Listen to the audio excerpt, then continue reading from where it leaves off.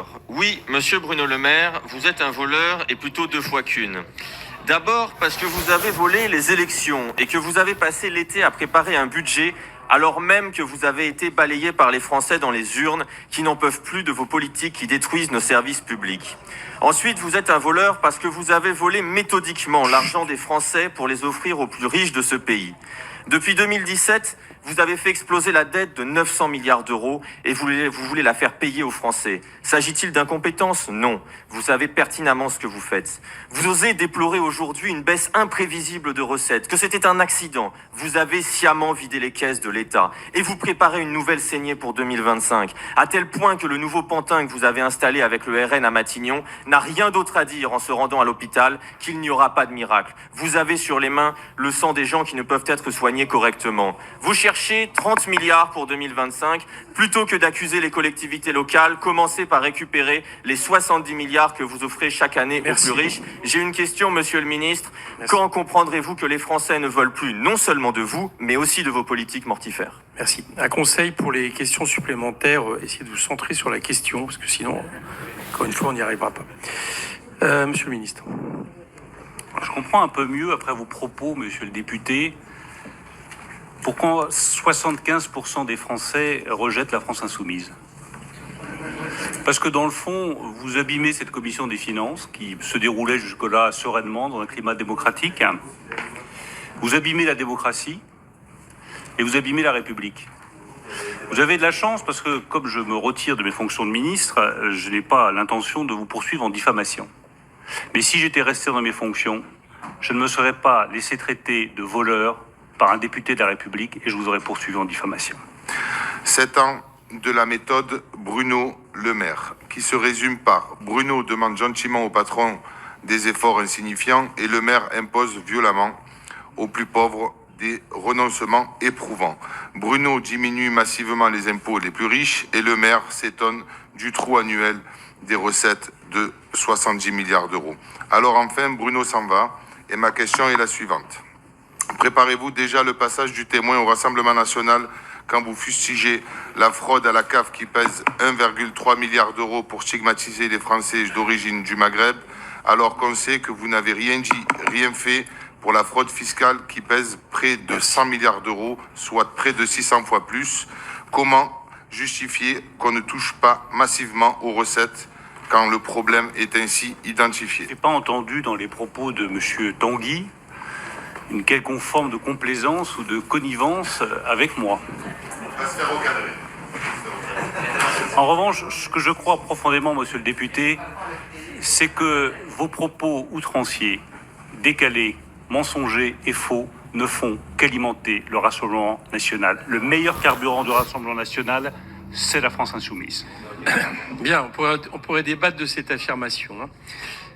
C'est pas nous qui avons soumis des noms de Premier ministre au Rassemblement national. Monsieur le ministre démissionnaire de l'économie, monsieur le ministre démissionnaire des comptes publics et collègues députés, puisque vous êtes député et ministre, vu que c'est la cour des miracles en ce moment, vous venez ce soir nous présenter les effets de 7 ans de macronisme et de votre bonne gestion des finances, à savoir un déficit record de 150 milliards d'euros en 2023 et un déficit prévu pour 2024 à moins 5,6%. On nous avait vendu un duo de pro des finances. Au final, on se retrouve avec le palmage chaud. Si la situation n'était pas aussi dramatique qu'on pourrait en rire, pas de bol, elle l'est pour les Français, pour nos services publics, puisque vous avez déjà prévu 10 milliards d'euros d'annulation de crédit dans le budget en février dernier, sans passer par un vote à l'Assemblée évidemment, sinon c'est pas drôle, et vous parlez maintenant de sabrer 7 milliards d'euros supplémentaires. Vous brisez l'État social, paraît-il, parce que c'est la crise, ce qui me laisse songeur, puisque l'État n'a jamais ramassé autant d'argent de son histoire, notamment grâce aux recettes de TVA, avec la coquette somme de plus de 200 milliards d'euros. Alors évidemment, c'est la crise quand on envoie la moitié des recettes de la TVA, soit 100 milliards d'euros vers d'autres budgets que celui de l'État, à savoir celui de la sécurité sociale et celui des collectivités territoriales pour financer vos cadeaux au grand patronat. Parce que pour rappel, jusqu'en 2017, l'État gardait 90% des recettes de la TVA. Aujourd'hui, il ne conserve plus que 45% des recettes de TVA, moitié moins Voilà où se situe précisément le déficit. En quittant vos fonctions, vous réaliserez peut-être que quand vous balancez les billets par la fenêtre, effectivement, il retombe rarement sur votre bureau. Et le pire, c'est que maintenant, vous avez le culot de nous dire que si on est en déficit, c'est à cause des collectivités locales qui, elles, contrairement à vous, sont obligées par la loi de présenter des budgets à l'équilibre et qui doivent prendre sur leur épargne pour éponger les effets de vos politiques, notamment votre bilan désastreux sur le logement qui les touche gravement. Messieurs les ministres, conseil, quand vous accusez et quand vous voulez flinguer le budget des collectivités, on évite de laisser sa photo sur la scène de crime avant de les accuser. Et monsieur le maire, quand vous parlez de liberté des collectivités, franchement, c'est vous qui avez supprimé les impôts locaux. Vous faites l'inverse de ce que vous préconisez aujourd'hui. Vous parlez en moonwalk. Tout ça n'est pas sérieux. Puisque vous supprimez les impôts les plus redistributifs et que vous vous concentrez sur l'impôt le plus injuste, la TVA pour les Français, une question simple me vient. Est-ce que vous allez préconiser, comme un récent rapport de l'Inspection générale des finances, d'augmenter la TVA, monsieur Michel Barnier, le nouveau Premier ministre d'Emmanuel Macron et de Marine Le Pen? Thomas Cazenave va vous répondre. Merci. Peut-être pour repréciser les choses, parce qu'il y a quand même beaucoup de contre-vérités dans votre intervention, et peut-être la plus grosse, assez énorme d'ailleurs, d'expliquer que si la part de la TVA qui aujourd'hui part dans les caisses de l'État est passée de 80 ou 90% dédiée à 50%, c'est que nous aurions fait des cadeaux fiscaux. Il faut juste regarder comment fonctionne aujourd'hui le financement des collectivités territoriales ou bien de la sécurité sociale. C'est que l'État a transféré cette fiscalité pour financer des collectivités territoriales, financer la sécurité sociale, financer nos services publics. Je ne vais pas quand même laisser dire ici, à la Commission des finances, qu'on aurait passé de 90 à 50% et que le reste, c'est des cadeaux fiscaux aux grandes entreprises. C'est quand même une contre-vérité manifeste. Enfin, je veux dire, on ne peut pas tout dire et n'importe quoi dans cette enceinte. Et puis, quand vous dites, vous avez supprimé des impôts locaux. Oui, la taxe d'habitation. Et vous savez qu'elle a été compensée à l'euro près aux collectivités territoriales. Et vous savez, compensée à l'euro près aux collectivités territoriales. Et que par ailleurs, elles ont bénéficié, mais M. Guiraud ne le sait pas, d'impôts très dynamiques comme la TVA. Comme la TVA. Donc c'est ça la réalité. Et si on peut avoir, avec les collectivités, un débat apaisé comme on l'a eu dans le Haut Conseil aux finances publiques locales, en disant on ne vous accuse pas de mauvaise gestion, mais on ne redressera pas les finances publiques si tout le monde ne fait pas un effort, et vous devez avec nous faire des efforts pour réduire le déficit public, alors on aura beaucoup de mal à faire face effectivement au défi qui est devant nous. Merci. Eva Sass pour le groupe écologiste et social. Merci Monsieur le Président. Monsieur le Ministre démissionnaire, 7 ans que vous êtes à la tête du ministère de l'Économie et des Finances, et voilà dans quelle situation vous laissez les comptes publics. 5,5% de déficit en 2023, 5,6% projeté en 2024, à politique inchangée. Bien plus que nos partenaires européens qui ont pourtant dû faire face aux mêmes crises que nous. Et rappelons que l'OFCE a montré que ces crises n'expliquaient que la moitié de la progression de la dette publique en France. Car cette dégradation des comptes publics, c'est l'échec de votre politique, la politique de l'offre. 62 milliards de baisse d'impôts dont vous avez soutenu pendant des années qu'elle s'autofinançait grâce au fameux ruissellement. Un mythe, une chimère que la Cour des comptes vous a invité à maintes reprises à abandonner. Vous n'avez pas voulu écouter, le résultat est là, et ce sera ma première question. Reconnaîtrez-vous enfin que ces baisses d'impôts ont gravement fragilisé nos finances publiques ? Aujourd'hui, vous accusez injustement les collectivités locales d'être responsables du dérapage du déficit public et vous instrumentalisez ce déficit pour sabrer dans les dépenses. Avec un budget particulièrement sacrifié, celui de l'écologie, 2,2 milliards de coupes en février et une lettre plafond 2025 qui prévoit de diviser par 2 le fonds vert et d'amputer d'1,7 milliard le budget de MaPrimeRénov'. Et ce sera ma deuxième question. Les rapports de la Cour des comptes et de la Direction générale du Trésor se succèdent pour dire la nécessité d'investir dans la transition et rappellent que votre inaction climatique aura des conséquences économiques désastreuses à moyen terme, car il n'y aura pas d'économie dynamique sur une terre saccagée. Alors pourquoi cette politique à courte vue et pourquoi avoir fait de l'écologie une variable d'ajustement ? En conclusion, je voudrais insister sur la nécessité de tourner la page de 7 ans de politique de l'offre et de retrouver des marges de manœuvre fiscales pour consolider notre situation budgétaire, mais aussi pour répondre aux besoins écologiques et sociaux, rétablir nos services publics et financer la transition et l'adaptation au dérèglement climatique. Qui répond ?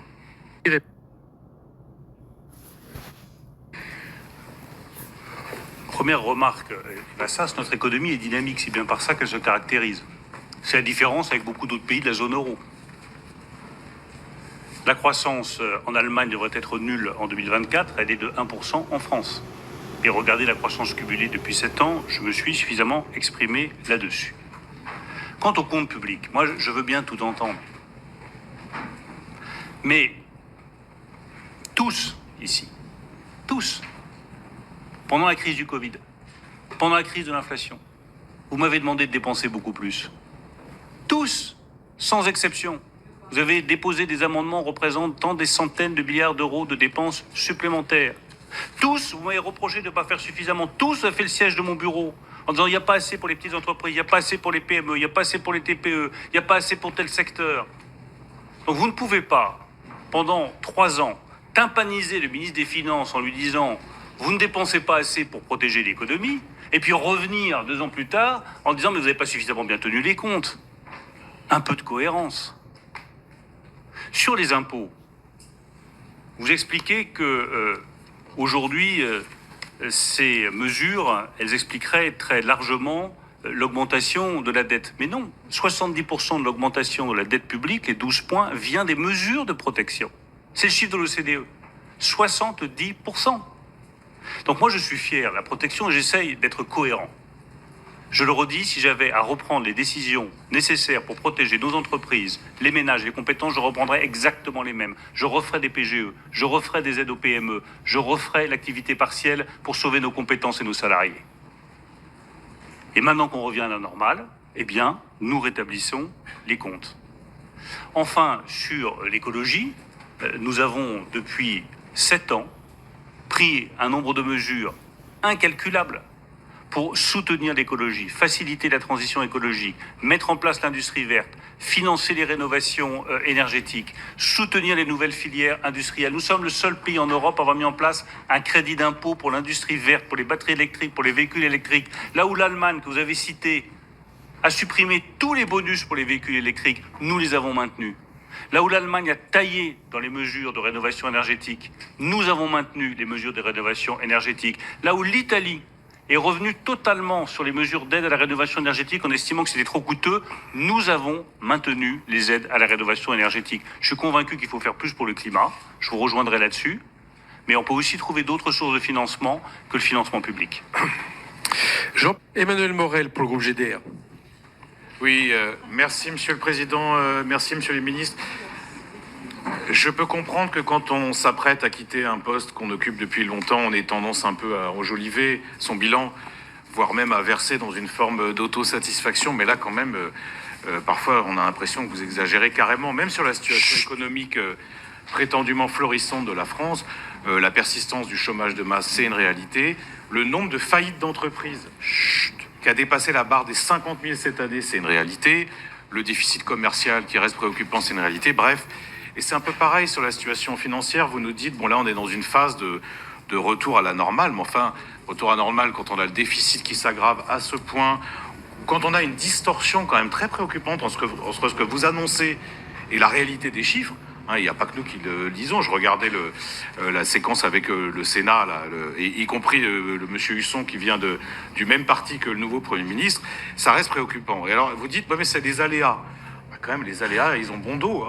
Il y a aussi des choix politiques que vous avez faits qui ont des conséquences concrètes. Et moi, j'ai 3 remarques. Première remarque, est-ce que vous croyez vraiment qu'engager une polémique avec les collectivités locales aujourd'hui, quand elles sont confrontées à autant de besoins non satisfaits, à l'inflation, au problème des coûts de l'énergie, vous croyez vraiment que c'est sain? Moi, je ne le crois pas. Et la vérité, comme M. de Courson, quand on regarde précisément dans les chiffres, on se rend compte que le taux d'endettement des collectivités locales, il n'a pas explosé. On n'est pas dans un dérapage inédit. Et à un moment, il va falloir confronter ce point de vue. Deuxième point, vous dites, on m'accuse de trop dépenser. Non, on vous accuse. On vous reproche parfois de mal dépenser. Parce que la réalité, quand même, c'est que quand on additionne les baisses d'impôts pour les plus aisés, les titulaires de revenus financiers, la suppression de la CVAE, la suppression de la taxe d'habitation pour 20% des ménages les plus aisés, bah, ça fait quand même un manque à gagner de presque 50 milliards d'euros. C'est pas rien, c'est normal qu'on pose la question. Enfin, il y a quand même un éléphant dans un magasin de porcelaine dont on ne parle pas depuis ce début, c'est les aides aux entreprises. Est-ce qu'on peut avoir un vrai débat sur les aides aux entreprises? Je sais que M. Coquerel y tient particulièrement, mais même l'IGF Même l'IGF commence à dire que, par exemple, crédit impôt recherche, c'est pas très efficace, ça coûte très cher et il y a des effets d'aubaine. Sur ces 3 points, j'espère Merci. qu'on aura un débat fructueux. Merci, messieurs les ministres. Alors, je vous rassure, il ne s'agit pas de faire preuve de quelque autosatisfaction que ce soit, c'est juste de montrer que économiquement, nous sommes dans la bonne direction. C'est le seul point sur lequel je serais en désaccord total avec vous. Quand on a le taux d'emploi le plus élevé en France depuis 45 ans, et ça c'est un chiffre, toujours rigoler, mais c'est une réalité. Je pense que c'est un motif de satisfaction. Et je pense que l'un des grands défis politiques, vous le dites vous-même, dans quelques jours, je ne serai plus ministre de l'économie et des finances. Ça me donne aussi une grande liberté. Je pense que la grande responsabilité politique, c'est de poser des vrais sujets.